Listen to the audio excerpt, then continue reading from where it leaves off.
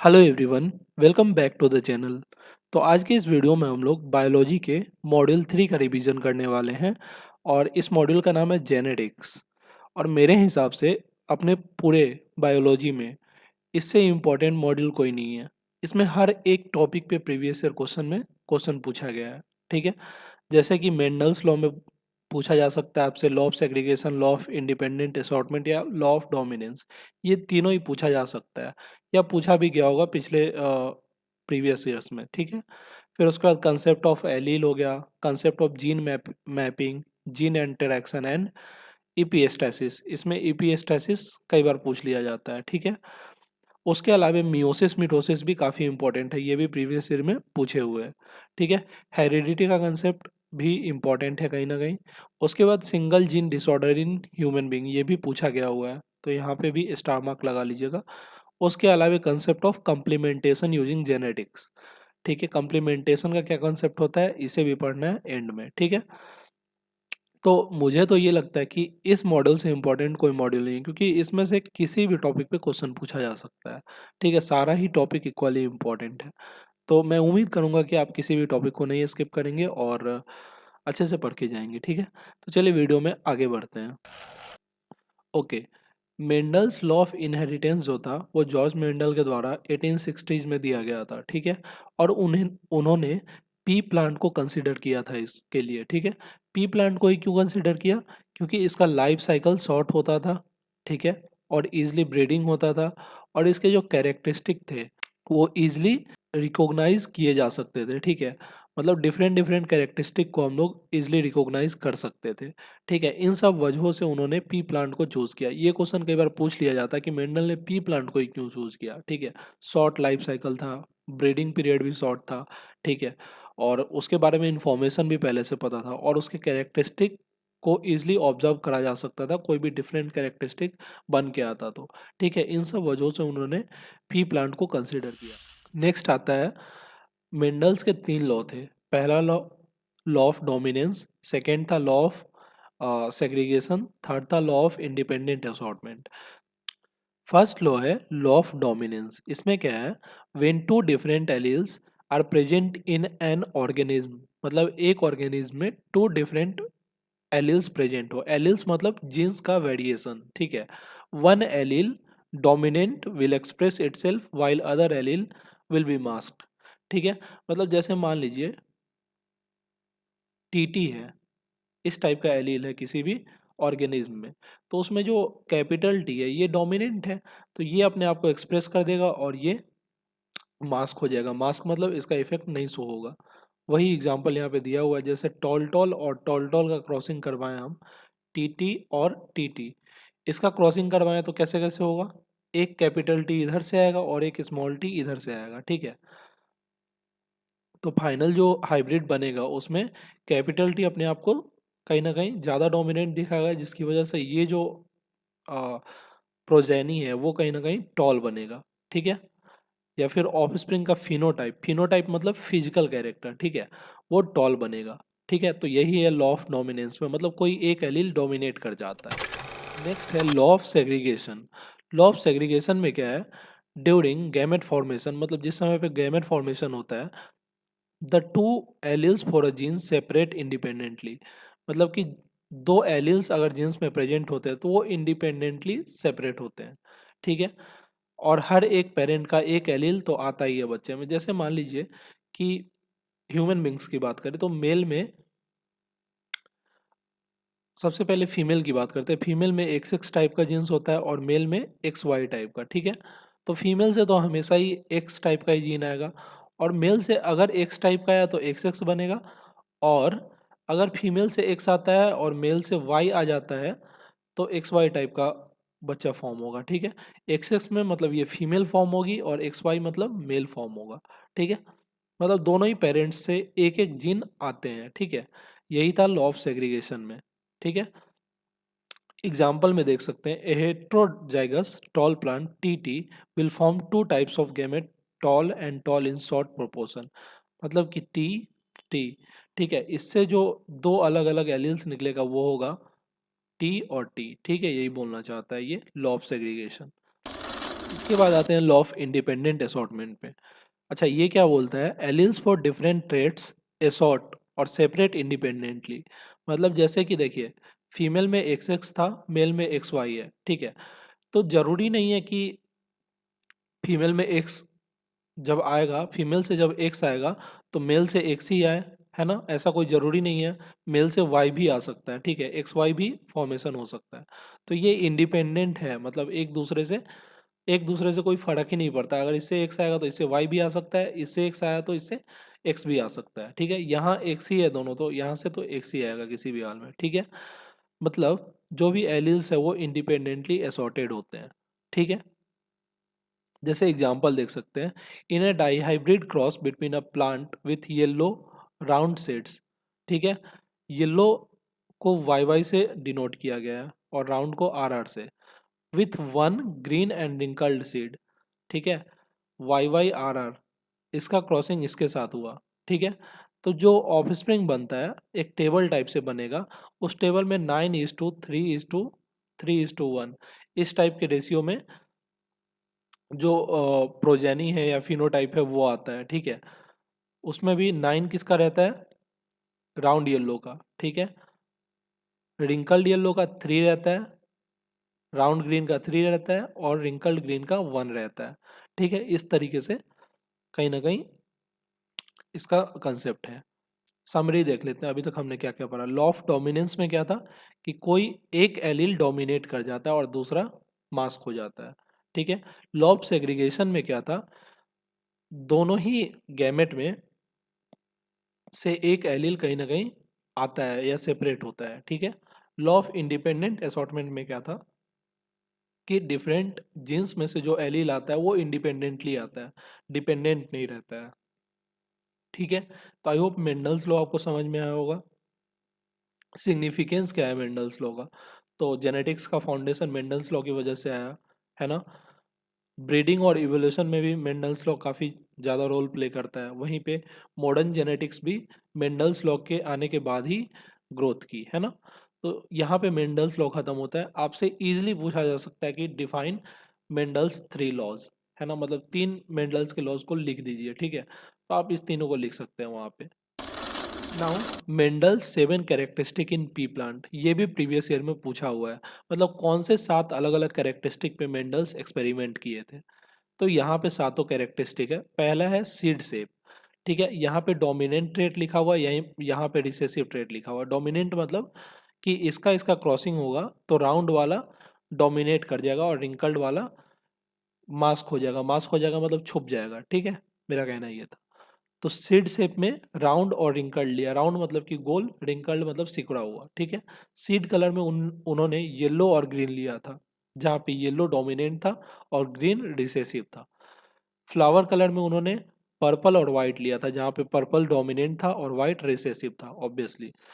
Pod shape में inflated लिया था और कंस्ट्रिक्टेड लिया था, ठीक है। पॉड शेप मतलब जो पी का आउटी कवरिंग होता है वो फूला हुआ या फिर सिकुड़ा हुआ, तो फूला हुआ वाला डोमिनेंट था। पॉड कलर, पॉड कलर या तो ग्रीन हो सकता है या येलो हो सकता है, मतलब बाहरी जो कलर है वो ग्रीन हो सकता है या येलो, तो ग्रीन वहाँ पे डोमिनेट कर जा रहा था, ठीक है। ध्यान दीजिएगा, सीड कलर में येलो डोमिनेट कर रहा था और पॉड कलर में ग्रीन। इसके अलावा flower position, axial dominant position था और टर्मिनल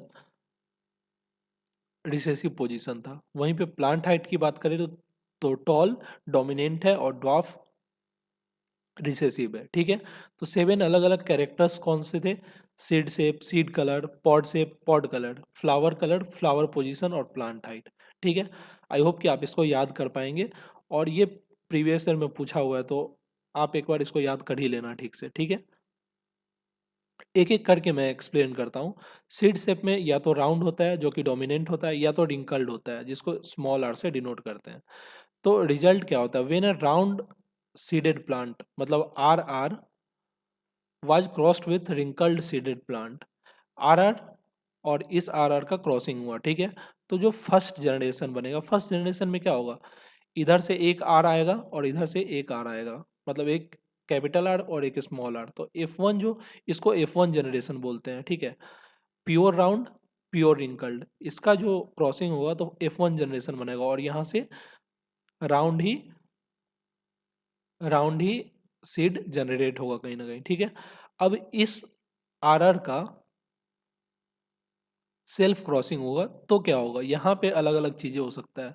यहाँ पे इधर से आर आ सकता है, इधर से कैपिटल आर आ सकता है, इधर से कैपिटल आर आ सकता है, इधर से स्मॉल आर आ सकता है, इधर से स्मॉल आर, इधर से कैपिटल आर, ठीक है। इधर से स्मॉल आर, यहाँ से स्मॉल आर, मतलब यहाँ पे चार अलग अलग टाइप का फिनोटाइप का फॉर्मेशन हो सकता है, ठीक है। जिसमें तीन जो शेड होंगे वो कहीं ना कहीं राउंड हो जाएंगे, क्योंकि इसमें आर, कैपिटल आर है इन तीनों में, तो ये राउंड होगा और ये रिंकल्ड होगा, ठीक है। ये रिंकल्ड होगा, WRINKLED, ठीक है। तो देखिए दो चीज होता है, एक होता है जीनोटाइप और एक होता है फिनोटाइप, ठीक है। तो जीनोटाइप मतलब कि अलग अलग जीन्स का रेशियो, तो यहाँ पे आर टाइप का एक है, capital R small R type का दो है, स्मॉल आर टाइप का एक है। तो जीनोटाइप रेशियो क्या हो गया, 1:2:1। और फिनोटाइप मतलब फिजिकल रेशियो, फिजिकल एपियरेंस का रेशियो, तो तीन राउंड है और एक रिंकल है, तो 3:1 हो गया, ठीक है। आपसे कोई भी पूछ ले फिनोटाइप रेशियो क्या है, तो 3:1, और जीनोटाइप रेशियो क्या है, तो 1:2:1, ठीक है। ये सब में ही एप्लीकेबल है, ठीक है। वहीं पे सीड कलर देखो तो येलो डोमिनेंट है और स्मॉल वाई रिसेसिव है, ठीक है। तो फर्स्ट जनरेशन में वाई वाई का और वाई वाई का क्रॉसिंग होगा, तो यहाँ से एक कैपिटल वाई आएगा और एक स्मॉल वाई आएगा, तो ये फाइनली ग्रीन सीड बनेगा। और फिर इसका सिमिलरली सेल्फ क्रॉसिंग होगा, capital Y small Y, capital Y small Y का, ठीक है। अब यहाँ से फिर इसी तरह 1:2:1 के रेशियो में आएगा, कैसे कैसे आएगा, वाई वाई आएगा, कैपिटल वाई स्मॉल वाई आएगा, स्मॉल वाई कैपिटल वाई आएगा, और स्मॉल वाई आएगा, इस तरीके से आएगा, ठीक है। सिमिलरली फ्लावर कलर में भी क्रॉसिंग हो सकता है, पर्पल डोमिनेंट है, वाइट रिसेसिव है, ठीक है। पॉड शेप में भी आई वाला डोमिनेंट है और स्मॉल आई वाला रिसेसिव है। पॉड कलर में ग्रीन डोमिनेंट है और येलो रिसेसिव है। फ्लावर पोजीशन में एक्सियल डोमिनेंट है और टर्मिनल रिसेसिव है, ठीक है। इसके अलावा बचता है प्लांट हाइट, तो टॉल डोमिनेंट है ऑब्वियसली और छोटा वाला टी रिसेसिव है, ठीक है। इसका क्रॉसिंग आप ध्यान में रख सकते हैं, टी टी। ये F1 जनरेशन का क्रॉसिंग मैं बता रहा हूँ। F1 जनरेशन में क्रॉसिंग होने पे इधर से एक कैपिटल टी आएगा, इधर से एक स्मॉल टी, ठीक है। तो ये F1 जनरेशन का रिजल्ट ये था। और अब इसका सेल्फ क्रॉसिंग होगा टी और टी, ठीक है। इसका सेल्फ क्रॉसिंग होगा तो क्या बनेगा, टी, इधर से कैपिटल टी, इधर से कैपिटल टी, एक हो गया, इधर से कैपिटल टी, इधर से स्मॉल टी, तो ये हो गया, इधर से स्मॉल टी, इधर से कैपिटल टी, ठीक है। इधर से स्मॉल टी, इधर से स्मॉल टी, तो इस टाइप से बन जाएगा, ठीक है। तो जो जीनोटाइपिक रेशियो होगा, जीनोटाइपिक रेशियो वो हो गया, एक ये वाला, दो ये वाला और एक ये वाला, ठीक है। तो 1:2:1। और फिनोटाइपिक रेशियो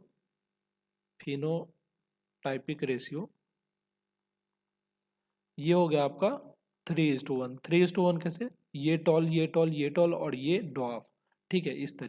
तो आई होप ये समझ में आया होगा आपको, ठीक है। मेंडल्स के की ऑब्जर्वेशन क्या थे, dominant trait always appeared in F1 generation. तो आपने देखा होगा जितने भी F1 जनरेशन थे उसमें तो डोमिनेंट ट्रेट ही कहीं ना कहीं दिखते थे, है ना। Recessive traits reappeared in F2 generation in 3:1 ratio, ठीक है। तो रिसेसिव ट्रेट F2 जनरेशन में दिखता था और 3:1 के रेशियो में, ठीक है। मतलब रिसेसिव 1 में रहता था और 3 में dominant. Each characteristics followed the law of segregation and law of dominance. मतलब जितना भी कैरेक्टरिस्टिक आया वो लॉ ऑफ सेग्रीगेशन और लॉ ऑफ डोमिनेंस को फॉलो करता था, ठीक है। फोर्थ पॉइंट है different traits were inherited independently. मतलब अलग अलग ट्रेड इंडिपेंडेंटली इनहेरिट किए जा रहे थे, ठीक है। Confirming law of independent assortment, मतलब कि कोई किसी पे डिपेंडेंट नहीं है, कहीं से कोई भी फीचर आ सकता है, ठीक है। यही चीज़ था। तो आई होप ये भी समझ में आया होगा 7 अलग अलग पॉइंट्स जहाँ पे मेंडल ने एक्सपेरिमेंट किया था। पहला क्या था, सीड शेप, सीड कलर, है ना। Pod shape, pod colour, plant height, plant sorry flower position और फ्लावर कलर, ये सारा सातों कैरेक्टर था, ठीक है। अब बढ़ते हैं नेक्स्ट टॉपिक की तरफ। अब आते हैं कंसेप्ट ऑफ एलिल्स पे, ठीक है। कंसेप्ट ऑफ एलिल्स में क्या है, An allele is a variation of gene that occurs at a specific location on a chromosome. मतलब क्रोमोजोम के किसी एक स्पेसिफिक लोकेशन पे जीन का वेरिएशन को ही एलील बोलते हैं। फिर से ध्यान से सुनिएगा, क्रोमोजोम के किसी एक स्पेसिफिक लोकेशन पे जीन का जो वेरिएशन होता है उसी को हम लोग एलील बोलते हैं। ठीक है, एलील कैसे काम करता है? A person inherits two alleles for each gene, मतलब कि हर एक जीन के लिए दो एलील को इनहेरिट करता है फ्रॉम ईच पेरेंट। जैसे कि मैंने बताया था कि फीमेल पेरेंट में एक्स एक्स होता है और मेल पेरेंट में एक्स वाई होता है। ठीक है, तो दो अलग अलग जीन्स थे दोनों पेरेंट्स में। ठीक है, यहाँ से एक एक जीन आता है, यहाँ से एक्स जीन आ गया, यहाँ से अगर एक्स आया तो ठीक है, नहीं तो फिर यहाँ से वाई भी आ सकता है। ठीक है, तो दूसरा फॉर्मेशन जो हो जाएगा वो हो जाएगा एक्स और यहाँ से वाई, या तो एक्स एक्स फॉर्मेशन हो सकता है, नहीं तो एक्स वाई फॉर्मेशन हो सकता है। ठीक है, मतलब कि हर एक जीन से एक एलील आता है। ठीक है, from each parent. The alleles a person inherits can affect their traits such as eye colour, height और ब्लड टाइप। मतलब कौन से पेरेंट से कैसा जीन आएगा, इसकी वजह से आई कलर, हाइट और ब्लड टाइप में भी कहीं ना कहीं अफेक्ट हो सकता है। If the two alleles are same, मतलब अगर दोनों एलील सेम है, the person is homozygous for that allele. जैसे कि ये जो फीमेल बनी ये कहीं ना कहीं होमोजाइगस थी, वहीं पे मेल जो बना वो हेट्रोजाइगस था। ठीक है, तो एलील इसी तरीके से आप समझ गए होंगे। ठीक है, एलील में क्या था, जीन्स के वेरिएशन जो क्रोमोजोम में अलग अलग लोकेशन पे प्रेजेंट है। ठीक है, अब आते हैं gene mapping and gene interaction पे। ठीक है, जीन मैपिंग किसको बोलते हैं ये देखते हैं। Gene mapping refers to the process of determining the location of genes on a chromosome. मतलब कि क्रोमोजोम में जीन्स का लोकेशन को फाइंड करना ही जीन मैपिंग कहलाता है। ठीक है, it helps scientist understand how genes are inherited and link. मतलब कि साइंटिस्ट को ये अंडरस्टैंड करने में हेल्प करता है कि जीन्स कैसे इनहेरिट हुए और कैसे लिंक्ड है।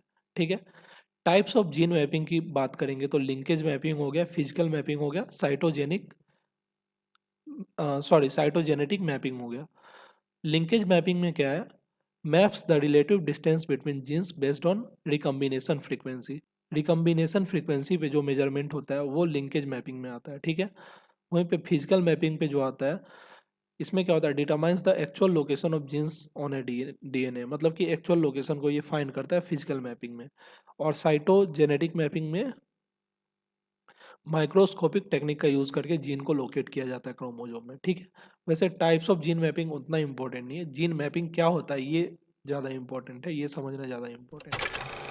इसके बाद बढ़ते हैं जीन इंटरेक्शन पे। अच्छा, ये टॉपिक काफ़ी इंपॉर्टेंट है अपने आप में। मतलब इसके अंदर जितने भी टॉपिक आते हैं जैसे ईपीएस्टासिस हो गया, कम्प्लीमेंट्री जीन्स हो गया, ये सब एग्जाम में आए हुए हैं पहले से। ठीक है, तो इस पर आप ध्यान दीजिएगा।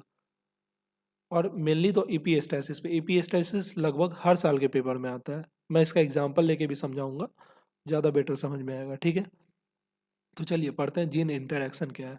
Gene interaction occurs when multiple genes influence the same trait. मतलब अलग अलग जीन्स सेम ट्रेट को जब इन्फ्लुएंस करते हैं तो हम लोग उसको जीन इंटरेक्शन बोलते हैं। This explains why some traits don't follow simple Mendelian inheritance. अच्छा, कुछ ट्रेट्स ना मेंडेलियन इनहेरिटेंस को नहीं फॉलो करता है, तो उसका एक्सप्लेनेशन जीन इंटरेक्शन से मिलता है। अभी मैं एक डॉग का एग्जांपल लेके आपको समझाऊंगा तो ज़्यादा बेटर समझ में आएगा। ठीक है, उससे पहले हम लोग टाइप्स ऑफ जीन इंटरेक्शन को एक बार देख लेते हैं। टाइप्स ऑफ जीन इंटरेक्शन में सबसे पहला आता है ईपीएस्टासिस। इसमें क्या होता है, वन जीन मास्क्स और मॉडिफाइज अनदर जीन्स इफेक्ट। मतलब एक जीन क्या करता है, दूसरे जीन के इफेक्ट को खत्म कर देता है। जैसे कोट कलर इन माउस या माइस, है ना। माइस मतलब चूहे में जो बाहरी कलर होता है, कई बार चूहा वाइट कलर का हो जाता है और कई बार ब्राउनिश कलर का होता है। तो ये जीन इंटरेक्शन या फिर ईपीएस्टासिस के बेसिस पे होता है। ठीक है, यहाँ पे लिखा है one gene C controls the colour expression of another B. मतलब बेसिकली देखिए, एक जीन होता है जो उसके कलर को डिसाइड करता है कि वो ब्राउन दिखेगा या नहीं दिखेगा। ठीक है, और एक जीन होता है जो कहीं ना कहीं कलर को कंट्रोल करता है कि पिगमेंट आएगा या नहीं आएगा। नहीं आएगा तो वो वाइटिश हो जाएगा, आ गया तो फिर ठीक है, आ गया तो फिर वो ब्राउनिश हो गया। ठीक है, इस तरीके से काम करता है। थोड़ा और डिटेल में समझेंगे अभी एक डॉग के एग्जांपल से। ठीक है, उससे पहले देखते हैं कम्प्लीमेंट्री जीन्स। कम्प्लीमेंट्री जीन्स क्या है, two genes work together to express a trait. मतलब दो अलग अलग जीन्स साथ में वर्क करते हैं एक ट्रेट को एक्सप्रेस करने के लिए, तो उसको हम लोग कम्प्लीमेंट्री जीन्स बोलते हैं। एग्जाम्पल में देखिए, purple flowers in sweet peas need both dominant alleles C and P. मतलब कि जो पर्पल फ्लावर है पीज में, वो कहीं ना कहीं उसको दोनों अलग अलग जीन्स का ये चाहिए, है ना, कॉम्बिनेशन चाहिए, सी और पी दोनों का ही। ठीक है, सी और पी क्या है, अलग अलग, एक से पिगमेंट आता है और एक से कलर आता है। ठीक है, वहीं पे हो गया पॉलीजेनिक इनहेरिटेंस। यहाँ पे multiple genes contribute to a single trait. ठीक है, पॉलीजेनिक से आप समझ सकते हैं कि मल्टीपल जीन्स होगा जो कि सिंगल ट्रेट को कंट्रीब्यूट करेगा, सिंगल ट्रेट के लिए कंट्रीब्यूशन करेगा, जैसे स्किन कलर हो गया, हाइट हो गया, इंटेलिजेंस हो गया। ठीक है, तो इसमें इंपॉर्टेंट क्या क्या था, ईपीएस्टासिस और कंप्लीमेंट्री जीन्स। ठीक है, अच्छा, ईपीएस्टासिस का एग्जांपल आप समझिए, लेब्राडोर रिट्राइवर में, ठीक है, कुत्ते में, तो कैपिटल बी से ब्लैक कोट, जिसको डोमिनेंट बोल सकते हैं, मतलब कुत्ते में ब्लैक कोट का कलर आएगा कैपिटल बी की वजह से, और स्मॉल बी की वजह से ब्राउन कोटिंग आएगा। ठीक है, तो कैपिटल बी डोमिनेंट है, स्मॉल बी रिसेसिव है। ठीक है, वहीं पे ई जो है, ई पिगमेंट को अलाउज करता है, मतलब कि डॉग कलर्ड होगा या नहीं होगा, और स्मॉल ई ब्लॉक करता है पिगमेंट को। ठीक है, मतलब कि डॉग में अगर पिगमेंट नहीं होगा तो ये स्मॉल ही आएगा, और ये येलो कलर को डिनोट करता है। ठीक है, और ये पिगमेंट आएगा तो ये या तो ब्लैक बन जाएगा, नहीं तो फिर ब्राउन बन जाएगा। ठीक है, तो ये दोनों मिल के काम करेंगे। ठीक है, एक डॉग में ये दोनों टाइप ऑफ जीन्स मिल के काम करेंगे, इसी को ईपीएस्टासिस बोलते हैं। तो देखिए, या तो दो तीन या चार चीज हो सकता है, क्या क्या बन सकता है फॉर्मेशन, यहाँ देखिए, या तो बी बी ई बन सकता है। ठीक है, अगर बीबी भी बन गया और ई भी बन गया साथ में, तो ये कहीं ना कहीं ब्लैक टाइप का बनेगा। ठीक है, क्यों ब्लैक बनेगा, बी डोमिनेंट है और ई से पिगमेंट आ गया, तो ये भी डोमिनेंट है, तो ब्लैक ही बनेगा। कैपिटल बी स्मॉल बी भी आ गया, है ना, और ई आ गया, तो इससे भी ब्लैक ही बनेगा, क्योंकि पिगमेंट तो अभी भी आ रहा है। ठीक है, और कैपिटल बी यहाँ पे डोमिनेंट ही था। वहीं पे capital B small B, capital E small E, इससे भी ब्लैक ही बनेगा, क्यों, यहाँ से ब्लैक आ गया और यहाँ से पिगमेंट आ गया। ठीक है, तो ब्लैक इस तरीके से बना। उसके अलावा ब्राउन कैसे बनेगा, स्मॉल बी और डबल ई कैपिटल वाला। ठीक है, स्मॉल बी से क्या समझते हैं, ब्राउन। ठीक है, और कैपिटल ई से पिगमेंट अलाउ हो गया। ठीक है, तो यहाँ से ब्राउन बनेगा। और स्मॉल बी से क्या समझते हैं, फिर ब्राउन, और कैपिटल ई स्मॉल ई से क्या समझते हैं, पिगमेंट अलाउ हो गया, तो फिर ब्राउन बनेगा। अब येलो किस केस में बनेगा, कैपिटल बी, इस केस में क्या हुआ, मतलब ब्लैक कोटिंग, और स्मॉल ई मतलब पिगमेंट अलाउ ही नहीं हुआ, बी बी और स्मॉल ई मतलब पिगमेंट अलाउ ही नहीं हुआ, तो फिर येलो कलर्ड बनेगा। ठीक है, वहीं पे कैपिटल बी स्मॉल ई मतलब स्मॉल ई जब दो बारी आ गया तो येलो बनेगा। ठीक है, वहीं पे तीसरा में है स्मॉल बी। ठीक है, तो इसकी वजह से भी येलो बनेगा। तो आई होप कि ईपीएस्टासिस का कंसेप्ट आपको समझ में आया होगा। ठीक है, मतलब दो अलग अलग टाइप ऑफ जीन्स कहीं ना कहीं एक कैरेक्टर के लिए रिस्पॉन्सिबल होते हैं। ठीक है, सिग्निफिकेंस क्या है जीन मैपिंग और इंटरेक्शन का। ठीक है, तो मेडिकल में जेनेटिक्स के लिए इस्तेमाल किया जा सकता है, प्लांट ब्रीडिंग को फाइंड करने में इस्तेमाल किया जा सकता है ना, और नॉन मेंडेलियन इनहेरिटेंस पैटर्न को एक्सप्लेन करता है ये चीज़। ठीक है, तो यहाँ पे ये टॉपिक खत्म होता है। अब आते हैं हम लोग मियोसिस वर्सेज मिटोसिस में। ठीक है, तो पहले लिखा है मिटोसिस, उसके बाद है मियोसिस। पर्पस में देखिए, मिटोसिस का पर्पस होता है ग्रोथ, रिपेयर या फिर एसेक्सुअल रिप्रोडक्शन, मतलब मेनली रिपेयर और ग्रोथ का काम होता है मिटोसिस में। ठीक है, मियोसिस में सेक्सुअल रिप्रोडक्शन या जेनेटिक वेरिएशन, मतलब कि रिप्रोडक्शन में मियोसिस का काम होता है। ठीक है, मतलब बेसिकली जिस समय पे रिप्रोडक्शन में वेरिएशन हो रहा होगा या क्रोमोजोम का डिवीजन हो रहा होगा, उस प्रोसेस को हम लोग मियोसिस बोलते हैं। वहीं पे बॉडी के अंदर कोई भी रिपेयर या ग्रोथ का काम चल रहा होता है तो वो मिटोसिस के अंडर में आता है। ठीक है, लोकेशन की बात करेंगे तो मिटोसिस सोमेटिक सेल में होता है और मियोसिस जर्म सेल में होता है। जर्म सेल मतलब कि स्पर्म और ओवा में। ठीक है, नंबर ऑफ डिवीजन की बात करें तो मिटोसिस में सिंगल डिवीजन होता है और मियोसिस में दो टाइप का डिवीजन होता है। ठीक है, नंबर ऑफ डॉटर सेल जो फॉर्म होते हैं, मिटोसिस में दो आइडेंटिकल सेल फॉर्म होते हैं, मियोसिस में चार जेनेटिकली यूनिक सेल्स फॉर्म होते हैं।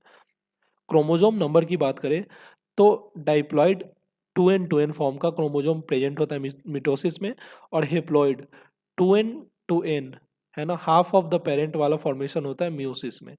जेनेटिक वेरिएशन की बात करें तो मिटोसिस में कोई वेरिएशन नहीं है, क्लोन है, और मियोसिस में वेरिएशन आता है। ठीक है, क्रॉसिंग ओवर की बात करें तो मिटोसिस में कोई क्रॉसिंग ओवर नहीं होता है और मियोसिस में क्रॉसिंग ओवर होता है प्रोफेज 1 में।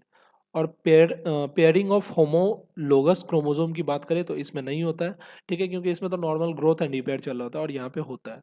फाइनल प्रोडक्ट की बात करें तो 2 आइडेंटिकल डाइप्लॉइड सेल और इसमें 4 यूनिक हैप्लॉइड गैमेट बनता है, ठीक है। यहाँ पे डाइप्लॉइड सेल बनता है, यहाँ पे हैप्लॉइड गैमेट बनता है, ठीक है। तो आई होप मिटोसिस मियोसिस समझ में आ रहा होगा आपको, ठीक है। वैसे इस पोर्शन को उतना नहीं पढ़ना था, बट फिर भी एक बार देख लेते हैं मिटोसिस में कैसे काम होता है, ठीक है। 1 राउंड ऑफ सेल डिवीजन कैसे होता है। सबसे पहले प्रोफेज होता है जिसमें क्रोमोजोम कंडेंस होते हैं, स्पिंडल के फॉर्म में जाते हैं। फिर मेटाफेज आता है, क्रोमोजोम मिडिल में अलाइन होते हैं। फिर आता है एनाफेज। एनाफेज में क्या है, सिस्टर क्रोमेटाइड सेपरेट, मतलब कि सिस्टर क्रोमेटाइड सेपरेट हो जाते हैं एक दूसरे से। उसके बाद आता है टेलोफेज। इसमें क्या होता है, 2 आइडेंटिकल न्यूक्लियाई फॉर्म होता है। और साइटोकेनेसिस, इसमें 2 अलग अलग डॉटर सेल फॉर्म हो जाता है। तो ये मिटोसिस का पार्ट था। वहीं पे मियोसिस में 2 राउंड ऑफ सेल डिवीजन होता है, आपने अभी जस्ट देखा होगा, प्रोफेज, मेटाफेज, एनाफेज, टेलोफेज। और ये चीज़ दोबारा रिपीट होता है, ठीक है। यहाँ पे 2 हेप्लॉइड सेल फॉर्म होता है और यहाँ पे finally 4 haploid gamete cell gamete form हो जाता है, ठीक है। तो इस तरीके से काम होता है यहाँ पे। रियल लाइफ एप्लीकेशन क्या है, mitosis helps in wound healing, growth and cell repair, मतलब मेनली रिपेयरिंग के लिए मिटोसिस काम आता है।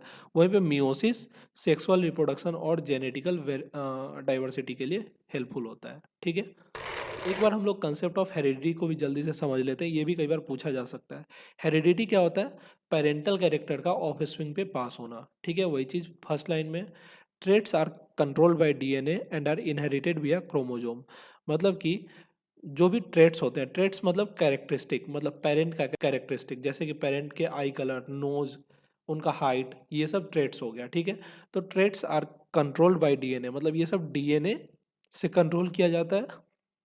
और डीएनए के अंदर क्रोमोजोम होता है, क्रोमोजोम्स होता है, और क्रोमोजोम्स के अंदर जीन्स होता है, ठीक है। तो इस तरीके से जीन्स फाइनली कहीं ना कहीं ट्रेट्स को क्या करता है, कंट्रोल करता है। Genes exist in different forms या एलील्स, ठीक है, influencing characteristics like eye colour and height, ठीक है।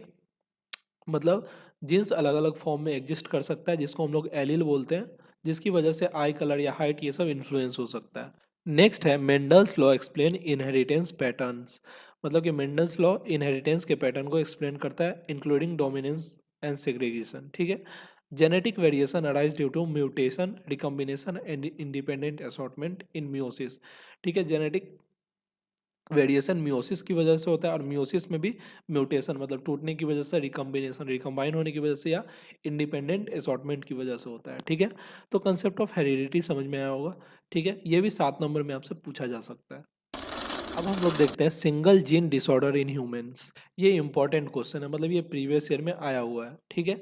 इसमें आप याद क्या रखिएगा, एग्जाम्पल जो मैं दूंगा वो आप ज़्यादा अच्छे से याद रखिएगा, तो आपके लिए बेटर होगा। अ सिंगल जीन डिसऑर्डर, जिसको मोनोजेनिक डिसऑर्डर भी बोलते हैं, is caused by mutation in single gene, मतलब किसी एक जीन में जब म्यूटेशन होता है, मतलब टूटता है, तो उसकी वजह से ये डिसऑर्डर क्रिएट होता है। These mutations can be inherited in dominant, recessive और एक्स लिंक्ड पैटर्न, मतलब कि या तो डोमिनेंट कैरेक्टर में अगर म्यूटेशन हो गया, या रिसेसिव कैरेक्टर में म्यूटेशन हो गया, या एक्स लिंक्ड पैटर्न में म्यूटेशन हो गया, उसकी वजह से ये सिंगल जीन डिसऑर्डर अराइज होता है, ठीक है। तो सिंगल जीन डिसऑर्डर का टाइप को देख लेते हैं, ये पूछता है एग्जाम में कौन कौन टाइप के होते हैं, और मेनली ये चारों टाइप को डिफाइन करना होता है, ठीक है। वैसे पांचवा भी आप याद रख ही लेना, अगर एक याद नहीं रहा तो आप ये लिख सकते हो, ठीक है। सबसे पहला है ऑटोजोमल डोमिनेंट, ठीक है। क्या है ऑटोजोमल डोमिनेंट, इसमें क्या होता है, a single copy of mutated gene is enough to cause the disorder, ठीक है। मतलब कि single copy of mutated gene, मतलब जीन का एक ही कॉपी इनफ है डिसऑर्डर को कैरी करने के लिए। इसमें एग्जांपल है हंटिंगन डिजीज, ठीक है, हंटिंगन डिजीज या मार्फन सिंड्रोम, ठीक है। नाम याद रखना थोड़ा मुश्किल है, लिख के याद रख सकते हैं। नेक्स्ट है ऑटोजोमल रिसेसिव, ऊपर था ऑटोजोमल डोमिनेंट, यहाँ था autosomal recessive. Both copies of genes must be mutated, मतलब कि दोनों ही कॉपी म्यूटेट होने चाहिए, जैसे कि ए होना चाहिए या फिर ए होना चाहिए, ठीक है। इन दोनों का ही म्यूटेशन होना चाहिए। तो ये रिसेसिव में आता है, ऑटोजोमल रिसेसिव में। और इसका एग्जांपल है सिस्टिक फाइब्रोसिस या सिकल सेल एनीमिया, ये इंपॉर्टेंट है कहीं ना कहीं, ठीक है। नेक्स्ट है एक्स लिंक्ड रिसेसिव। इसमें क्या होता है, mutations occur on the x chromosome mostly और इट अफेक्ट्स द मेल, ठीक है। मतलब एक्स क्रोमोजोम में म्यूटेशन मेनली होता है और ये मेल में ज़्यादा इफेक्ट करता है। एग्जाम्पल है हेमोफीलिया या डकेनी मस्क्यूलर डिस्ट्रॉफी।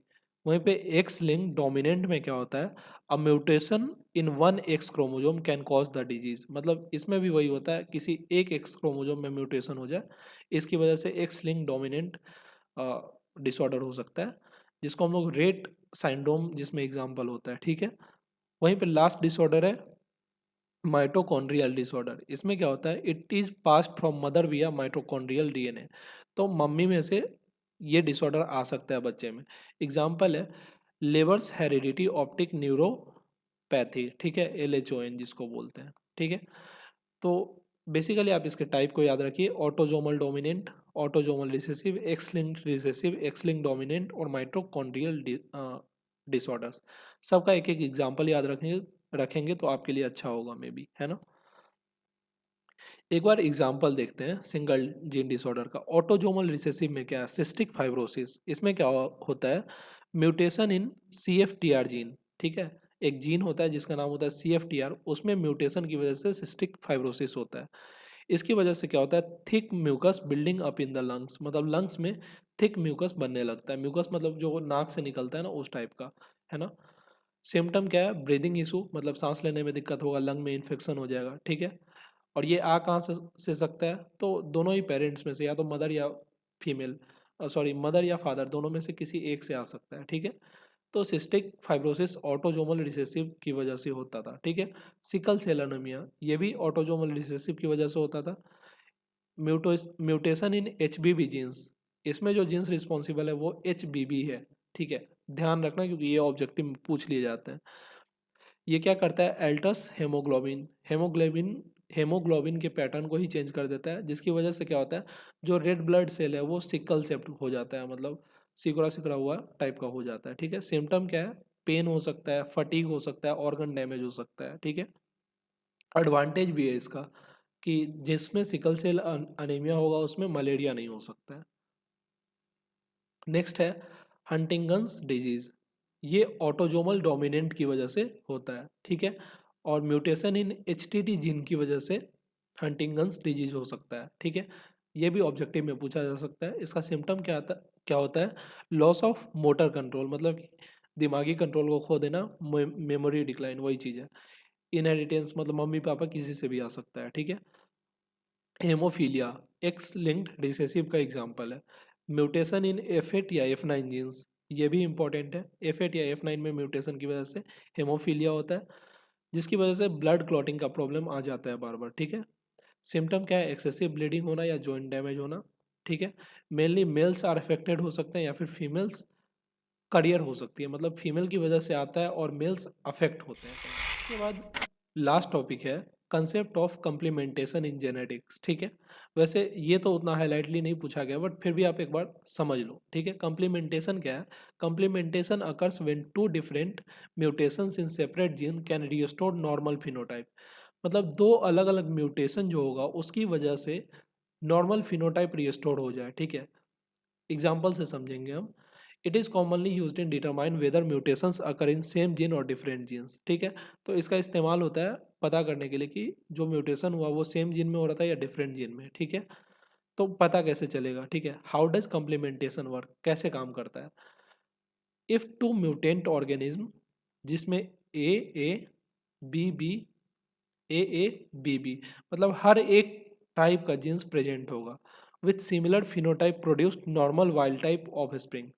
मतलब कि सिमिलर फिनोटाइप है इसमें, है ना। और ये क्या करे, नॉर्मल ऑफस्प्रिंग को प्रोड्यूस करे। The mutation are in different gene, ठीक है। तो म्यूटेशन डिफरेंट जीन में माना जाता है और यहाँ पे कम्प्लीमेंटेशन अगर होता है, ठीक है। कम्प्लीमेंटेशन अगर होने का क्या मतलब है, मतलब यहाँ से क्या क्या कैरेक्टर आएगा, ए बी, तो इससे क्या होगा, जो डोमिनेंसी दिखाएगा वो कौन दिखाएगा, कैपिटल बी कैपिटल ए। तो ये नॉर्मल चीज़ बन जाएगा कहीं ना कहीं, जो नॉर्मल कैरेक्टर है वो आ जाएगा यहीं पे। तो कम्प्लीमेंटेशन इस तरीके से वर्क करता है कि सारा ही कैरेक्टर आ जाए और एक नॉर्मल बच्चा बन जाए फाइनली, ठीक है। If the of spring still shows the mutant phenotype, अगर ऑफ स्प्रिंग में अभी भी म्यूटेंट फिनोटाइप आ रहा है, जैसे मान लीजिए यहाँ पे कैपिटल ए स्मॉल ए नहीं आके कैपिटल ए आ जाए और बी और स्मॉल बी आ जाए, तो ये कहीं ना कहीं अभी भी डिफेक्टिव ही रहेगा। वहीं पे कैपिटल ए ए के जगह पे स्मॉल ए या बी आ गया तो ये भी डिफेक्टिव ही रहेगा अभी, ठीक है। वहीं पे लेट से ए आ गया और बी आ गया, ठीक है, तो अभी भी ये भी डिफेक्टिव ही रहेगा। वहीं पे ए आ गया और बी आ गया तो अभी भी ये डिफेक्टिव रहेगा, क्योंकि ये सब नॉर्मल चाइल्ड नहीं है। नॉर्मल चाइल्ड में तो चारों ही चीज़ प्रेजेंट होना चाहिए, बी ये चारों चीज़ प्रेजेंट होना चाहिए, ठीक है। एक एग्जाम्पल दिया हुआ, example of complementation in flower colour, ठीक है, इसको ध्यान से समझना। Suppose two white coloured plants जिसमें ए है और बी है, या फिर ए है या बी है, और इसका क्रॉसिंग हुआ, ठीक है। तो इसका क्रॉसिंग होगा तो क्या बनेगा, एक स्मॉल ए, एक कैपिटल बी, एक कैपिटल ए, एक स्मॉल बी, इस टाइप से बनेगा, ठीक है। तो इसमें चारों ही कैरेक्टर आ गया तो ये कम्प्लीमेंटेशन को फॉलो कर रहा है। अगर चारों कैरेक्टर नहीं आता तो कम्प्लीमेंटेशन को फॉलो नहीं करता, मैं यही कहना चाह रहा था, ठीक है। तो यहाँ पे ये मॉड्यूल ख़त्म होता है, और मानो नहीं मानो इस मॉड्यूल से 14 मार्क्स का क्वेश्चन तो आने एकदम ही फिक्स है। तो इस मॉड्यूल का आप बहुत अच्छे से करके जाना। आई होप इस वीडियो से आपको हेल्प मिली होगी। Thank you for watching this video.